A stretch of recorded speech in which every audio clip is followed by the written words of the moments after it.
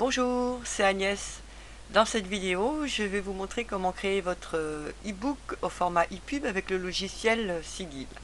Alors, je vous ai préparé un petit texte et je vous ai mis 3 chapitres. On va commencer par formater les chapitres. Alors, je sélectionne le titre de mon chapitre et je clique sur H1. Hop. Là, je vais créer un sous-chapitre.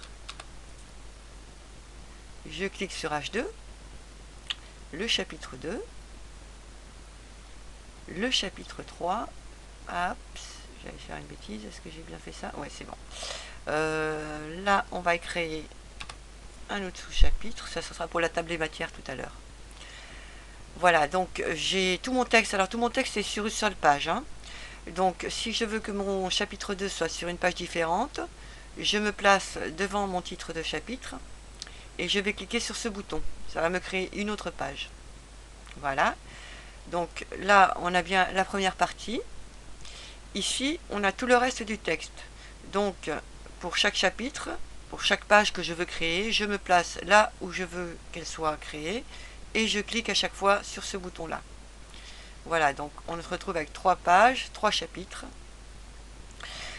Ensuite, on va insérer une image. Alors cette image, moi, ça sera pour la couverture. Et je vais vous montrer comment faire une page de couverture. On peut le faire avec ce logiciel.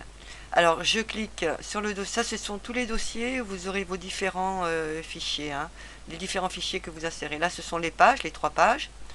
Là ce sont les images, là vous avez audio, vidéo, mais bon j'ai pas testé ça encore. Donc on clique sur le dossier image, on fait un clic droit et on ajoute un fichier existant. Voilà, ça c'est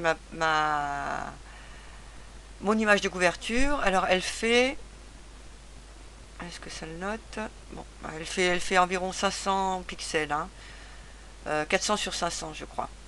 Donc elle se retrouve dans le dossier image. Il faut faire ça de toute façon, on ne peut pas faire autrement, on ne peut pas faire cliquer, insérer image. Ça ne marchera pas. Vous voyez, à chaque fois ça vient sur cette page là où vous aurez toutes vos couvertures, tous vos fichiers images que vous insérez au fur et à mesure dans votre ebook.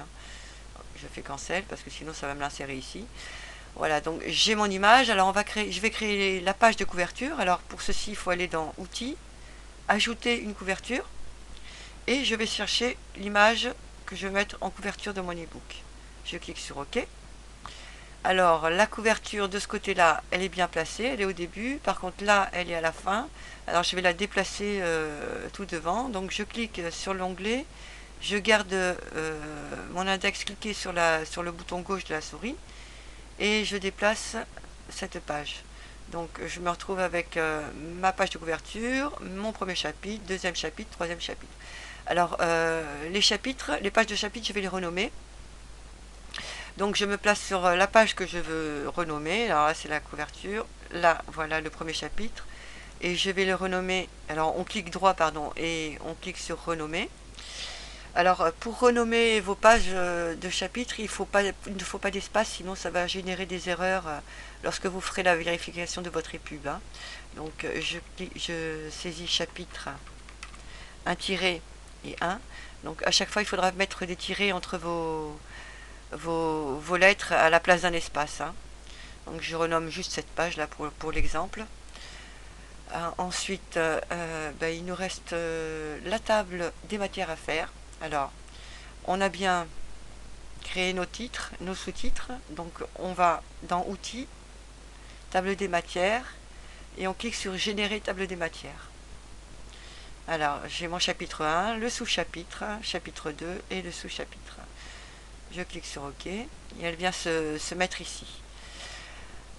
Alors, ce qu'on veut, nous, c'est la mettre sur une page de l'ebook, parce que là, elle est à l'extérieur, elle sera visible que lorsqu'on est dans une liseuse, on va dans les options et puis on voit là la table des matières. Mais pour la rendre visible dans une des pages de l'ebook, il faut retourner dans les outils, table des matières et créer la table des matières HTML. Voilà. Donc alors, de ce côté-là, elle n'est pas dans l'ordre, je préfère avoir ma couverture en haut, au début je veux dire. Donc je déplace ma page.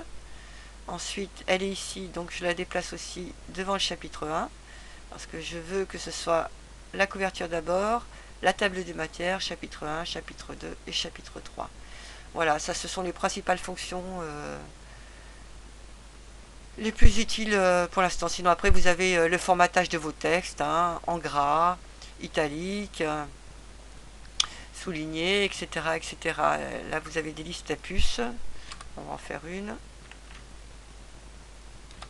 Voilà. Une puce là et une puce là. Voilà, donc après vous verrez, hein, c'est pas compliqué. Hein. Donc ensuite on enregistre. Alors, je suis dans le test, je vois pas mon image. Alors je vais la nommer test et je vais aller voir tout de suite ce que ça donne là. Alors j'ai un logiciel qui a été livré avec ma liseuse, c'est une Sony Reader, donc vous ne l'aurez peut-être pas.